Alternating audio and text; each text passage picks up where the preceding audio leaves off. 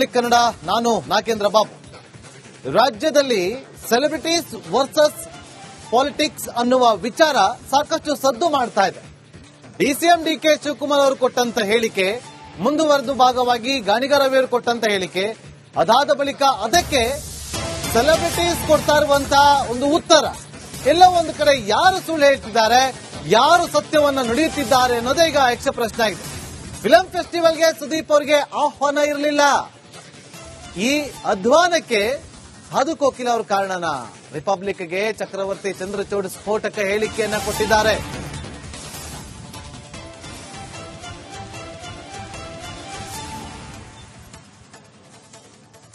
ನಾನು ಈಗಲೂ ಹೇಳ್ತೀನಿ, ಸಾಧು ಕೋಕಿಲರು ಸೀನಿಯರ್ ಇದ್ದಾರೆ, ಟ್ಯಾಲೆಂಟೆಡ್ ಇದ್ದಾರೆ, ಅವರ ಬಗ್ಗೆ ಗೌರವ ಇದೆ. ಅವರು ಚಲನಚಿತ್ರ ಅಕಾಡೆಮಿ ಅಧ್ಯಕ್ಷರಾಗಿರೋದು ಚಿತ್ರರಂಗ ಮತ್ತು ಸಿನಿಮಾ ರಂಗ ಮತ್ತು ಸರ್ಕಾರದ ನಡುವೆ ಬ್ರಿಡ್ಜ್ ಆಗಿರೋದಕ್ಕೆ, ಈ ತರ ಮನೆ ಹೊಡೆಯೋ ಕೆಲಸಕ್ಕಲ್ಲ. ಇದನ್ನ ಅವರು ಸುಳ್ಳು ಮಾಹಿತಿ ಕೊಟ್ಟು ಮಾಡಬಾರ್ದು. ಆಮೇಲೆ ರವಿ ಗಾಣಿಗ ತರ ಶಾಸಕರು ಕೂಡ ಮಾತನಾಡುವಾಗ ತುಂಬಾ ಜವಾಬ್ದಾರಿಯಿಂದ, ತುಂಬಾ ತಿಳುವಳಿಕೆಯಿಂದ, ತುಂಬಾ ಎಚ್ಚರಿಕೆಯಿಂದ ಮಾಹಿತಿ ತಗೊಂಡು ಮಾತಾಡಬೇಕು. ಸಾಧು ಕೋಕಿಲ ಅವರಿಗೆ ಬೆಂಗಳೂರು ಸೆಂಟ್ರಲ್ ಕ್ಷೇತ್ರದಲ್ಲಿ ಎಂಪಿ ಆಗಬೇಕು ಅನ್ನೋ ಆಸೆ ಇದೆ. ಅವರು ಕಾಂಗ್ರೆಸ್ ಸರ್ಕಾರ ನಡೆಸಿದ ಮೇಕೆದಾಟು ಯೋಜನೆಯಿಂದ ಡಿ ಕೆ ಶಿವಕುಮಾರ್ ಅವರಿಗೆ ಆಪ್ತರಾದ್ರು, ಹಾಡು ಹೇಳಿದ್ರು, ಪಾದಯಾತ್ರೆಗೆ ಹೋದ್ರು. ಅದು ಅವರಿಷ್ಟ, ಅವರ ಐಡಿಯಾಲಜಿ ಅದು. ನನಗೂ ಕೂಡ ಮೇಕೆದಾಟು ಯೋಜನೆ ಬಗ್ಗೆ ಆಸಕ್ತಿ ಇದೆ, ನಾನು ಕೂಡ ಭಾಗವಹಿಸಿದ್ದೆ ಆ ಕಾಲದಲ್ಲಿ. ಈಗ ಅವರಿಗೆ ಒಂದು ರಾಜಕಾರಣದ ಉದ್ದೇಶ ಇದೆ. ಆ ಕಾರಣಕ್ಕೆ ಸಿನಿಮಾದವರ ಬಗ್ಗೆ ಸುಳ್ಳು ಹೇಳಿ ಒಂದು ಲಾಬಿ ನಡೆಸಿ, ತಾನು ಎಲ್ಲಿಂದ ಬೆಳೆದು ಬಂದ್ನೋ, ಅಷ್ಟು ಸೀನಿಯರ್ ಆಗಿ ಎಲ್ಲಿಂದ ಸಾಧು ಕೋಕಿಲ ಬೆಳೆದ್ರು, ಅದನ್ನ ಸುಳ್ಳು ಹೇಳಿ ರಾಜಕಾರಣದ ಒತ್ತಾಸೆಗೋಸ್ಕರ ಇಡೀ ಕನ್ನಡ ಚಿತ್ರರಂಗಕ್ಕೆ ಕಪ್ಪು ಚುಕ್ಕಿಯನ್ನ ಅಷ್ಟು ಹಿರಿಯರಾದಂತ ಸಾಧು ಕೋಕಿಲ ಅವರು ಇಡಬಾರ್ದಾಗಿತ್ತು. ಈ ತಪ್ಪನ್ನು ಅವರು ಮಾಡಬಾರ್ದಾಗಿತ್ತು. ಸಾಧು ಕೋಕಿಲ ಅವರಿಗೆ ಇನ್ನು ಇದೇ ವಿಚಾರವಾಗಿ ಸಾಧು ಕೋಕಿಲ ಅವರು ಪ್ರತಿಕ್ರಿಯೆಯನ್ನ ಕೊಟ್ಟಿದ್ದಾರೆ. ಸುದೀಪ್ ಅವರಿಗೆ ಆಹ್ವಾನ ಕೊಟ್ಟಿಲ್ವಾ ಅಂತೇಳಿ ಪ್ರಶ್ನೆಯನ್ನ ಮಾಡಿದಾಗ, ಪ್ರೋಟೋಕಾಲ್ ನ ಪ್ರಕಾರ ನಾವು ಕೆಲವರನ್ನ ಕರೆಯೋದಕ್ಕಾಗಿಲ್ಲ, ಕೆಲವರಿಗೆ ಮಾತ್ರ ಅಂತೇಳಿ,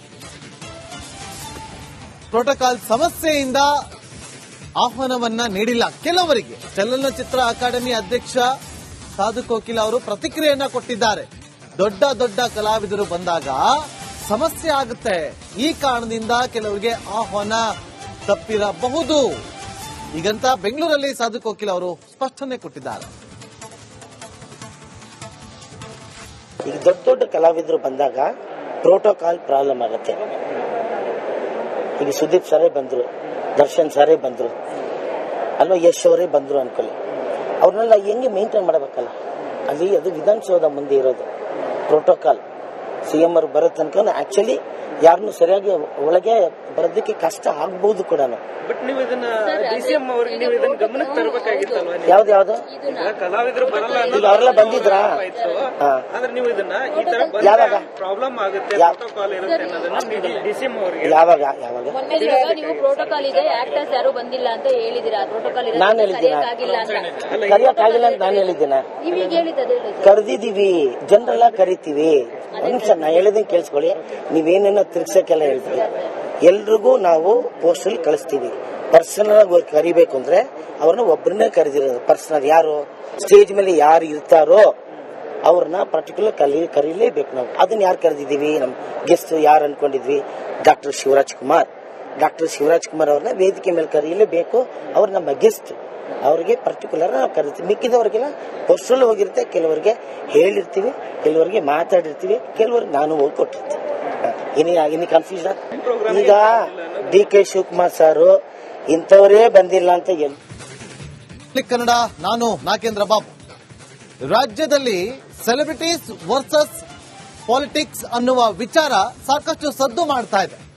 ಡಿಸಿಎಂ ಡಿಕೆ ಶಿವಕುಮಾರ್ ಅವರು ಕೊಟ್ಟಂತ ಹೇಳಿಕೆ, ಮುಂದುವರೆದ ಭಾಗವಾಗಿ ಗಾಣಿಗ ರವಿ ಅವರು ಕೊಟ್ಟಂತ ಹೇಳಿಕೆ, ಅದಾದ ಬಳಿಕ ಅದಕ್ಕೆ ಸೆಲೆಬ್ರಿಟೀಸ್ ಕೊಡ್ತಾ ಇರುವಂತಹ ಒಂದು ಉತ್ತರ, ಎಲ್ಲ ಒಂದು ಕಡೆ ಯಾರು ಸುಳ್ಳು ಹೇಳ್ತಿದ್ದಾರೆ, ಯಾರು ಸತ್ಯವನ್ನ ನುಡಿಯುತ್ತಿದ್ದಾರೆ ಅನ್ನೋದೇ ಈಗ ಯಕ್ಷ ಪ್ರಶ್ನೆ ಆಗಿದೆ. ಫಿಲಂ ಫೆಸ್ಟಿವಲ್ಗೆ ಸುದೀಪ್ ಅವರಿಗೆ ಆಹ್ವಾನ ಇರಲಿಲ್ಲ. ಈ ಅಧ್ವಾನಕ್ಕೆ ಸಾಧು ಕೋಕಿಲ ಅವರು ಕಾರಣನ? ರಿಪಬ್ಲಿಕ್ಗೆ ಚಕ್ರವರ್ತಿ ಚಂದ್ರಚೂಡ್ ಸ್ಫೋಟಕ ಹೇಳಿಕೆಯನ್ನ ಕೊಟ್ಟಿದ್ದಾರೆ.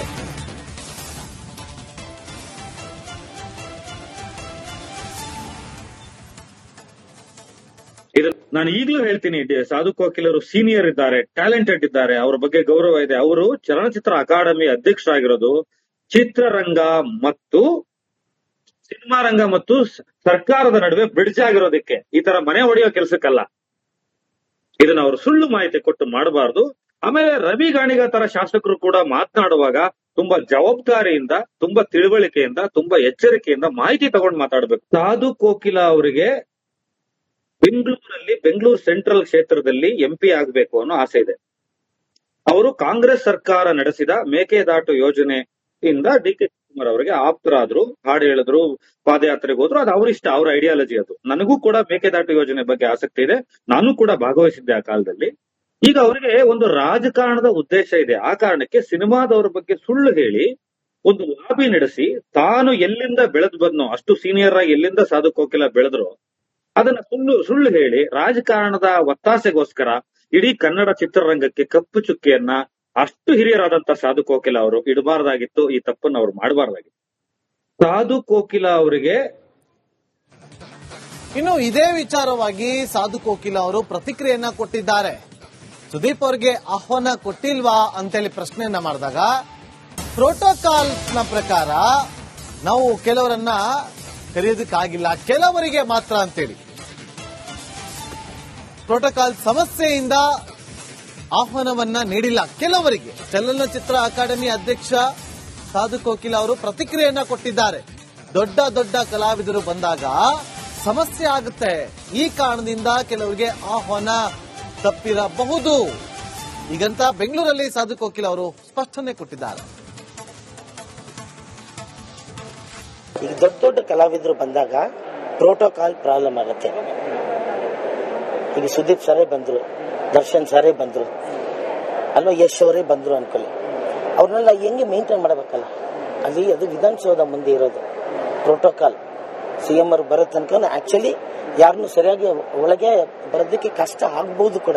ಬಟ್ ನೀವು ಇದನ್ನ DCM ಅವ್ರಿಗೆ ನೀವು ಇದನ್ನ ಗಮನಕ್ಕೆ ತರಬೇಕಾಗಿತ್ತಲ್ವಾ? ಯಾವ್ದು ಕಲಾವಿದರು ಬರಲ್ಲ ಈಗ ಅವರೆಲ್ಲ ಬಂದಿದ್ರಾ?